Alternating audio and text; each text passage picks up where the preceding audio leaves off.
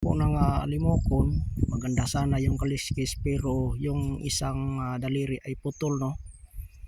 So noon baka na kuha na ito ng iba ng hunter, pero nakawala na sa pulot.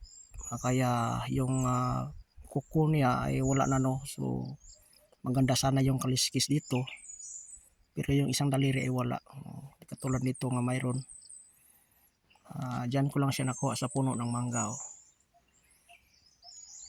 Ang katiyan dyan ay nandyan. So hindi ko binidyo kasi para hindi matakot yung mga ibon dito sa kamera, no. Kasi ang kamera natin ay itim, cellphone. So dito lang na tayo, no. Tingnan natin kung makahuli pa ba. So ngayon ay 11:30 AM. So tingnan natin kung may mahuli pa ba dyan.